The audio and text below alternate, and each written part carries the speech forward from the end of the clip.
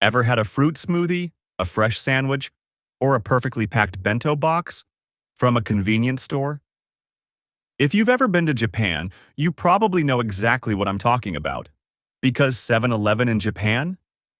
It's not just a convenience store. It's a full-on culinary and cultural experience. We're talking gourmet-level meals, round-the-clock service, and even access to municipal services, all packed inside a corner store. But while Japan's 7-Eleven stores are iconic and adored, the same can't be said everywhere else. Especially in the US, where 7-Eleven has struggled to match the magic. And now, a new battle is brewing. A corporate takeover that could reshape the future of one of the world's most recognizable brands. So what's going on? Why is there a billion-dollar bidding war over 7-Eleven? And what could it mean for the future of convenience stores around the world? Let's rewind a bit. The origins of 7-Eleven. Back in 1927, 7-Eleven began as a humble ice delivery service in Dallas, Texas. Over time, it expanded into selling everyday goods, eggs, milk, bread, and evolved into the modern convenience store we know today. Meanwhile, in Japan, a long-established retailer called Ito Yokado discovered the 7-Eleven model in the 1970s and decided to bring it across the Pacific. It wasn't just an import. It was a transformation. They refined the model, localized it, and eventually bought the entire company by 2005, folding it into the larger parent company, 7&i Holdings. 7-Eleven. Today, a global giant. Fast forward to now. 7-Eleven is the largest convenience store chain on the planet. 85,000 plus stores worldwide, 62 million customers daily. That's more than the populations of California and New York combined operations in 20 countries, aiming to hit 30 by 2030. But the crown jewel? Japan. Roughly 1 in every 4 7-Elevens is in Japan, where the chain has been elevated to an art form. These stores are clean, efficient, and deeply integrated into daily life. You can send packages, pay bills, grab lunch, or even do banking, all under one roof. The secret sauce: Japan's system. So what's behind the success? It's a highly advanced logistics and supply chain system, known in business circles as the Tanpin Kanri model. This system tracks what's being bought at each store in real time and restocks accordingly, minimizing waste and keeping shelves full of exactly what people want.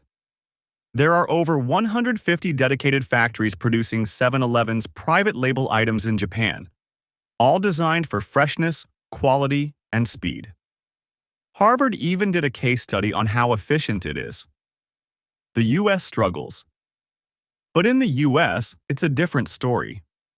The country is more spread out, the stores aren't as dense, and the logistics just don't scale the same way. That means fewer fresh items and more processed foods, which now make up nearly 47% of sales in the US, compared to Japan's much higher share of fresh, ready-to-eat meals.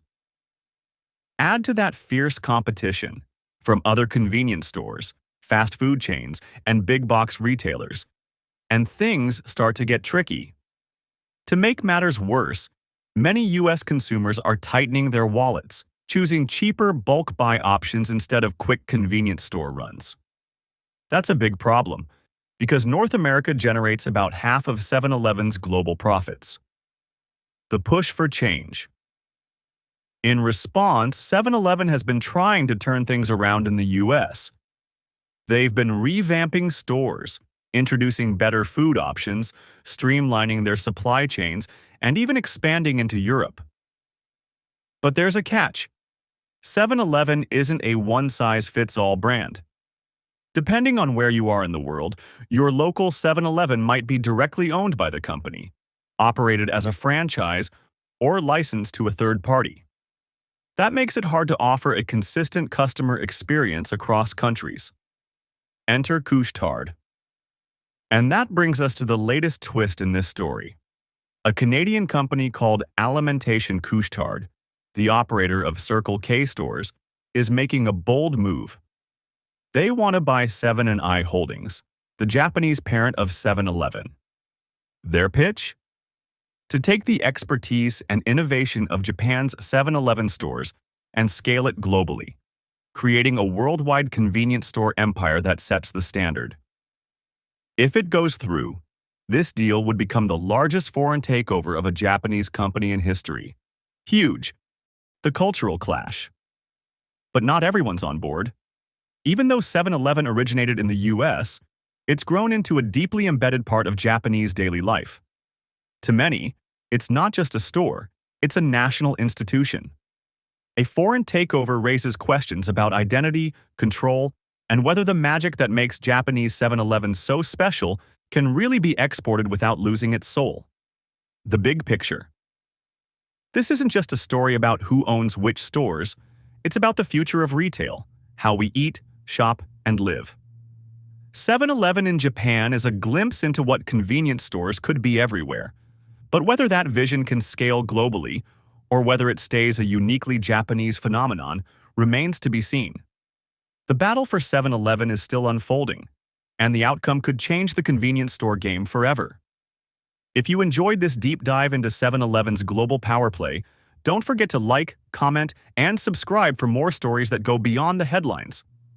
Who do you think should own 7-Eleven, and do you think Japan's model can work everywhere else? Let us know in the comments.